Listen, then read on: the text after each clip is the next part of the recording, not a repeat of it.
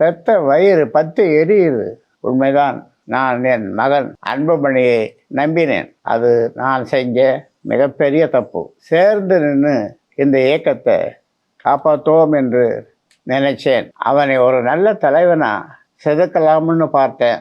ஆனால் இன்னைக்கு ஒரு கசப்பான உண்மை புரியுது. சிலைகளைத்தான் செதுக்க முடியுமே தவிர சில பேரை செதுக்கவே முடியாது, மாற்றவே முடியாது.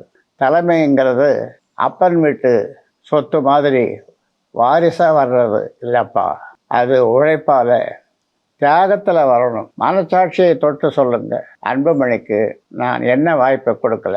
எம்பி பதவி, மத்திய மந்திரி பதவி, தேர்தலில் தோற்ற பிறகும் ராஜ்யசபா பதவின்னு எல்லாமே கொடுத்தோம். ஆனால் பொறுப்பு வந்தால் மட்டும் போதாது, பொறுப்புணர்ச்சியும் வேணும். பொறுப்பான சோத்துக்கு ஒரு சோறு பதம்னு சொல்கிற மாதிரி அன்புமணி தன்னோட பொறுப்பை சரியாக செயல்படுத்துறதுக்கு உதாரணம் சொல்கிறேன். நேஷனல் ரெக்கார்டையே எடுத்து ஒரு உதாரணம் சொல்கிறேன்.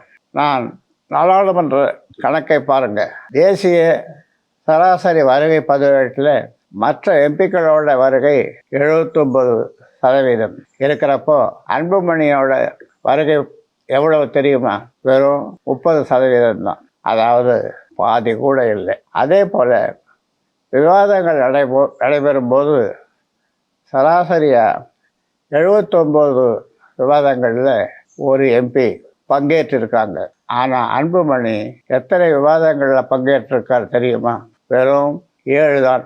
எனக்கு இதெல்லாம் பார்க்கும்போது மனசு தான் வலிக்குது, அவமானமாக இருக்குது.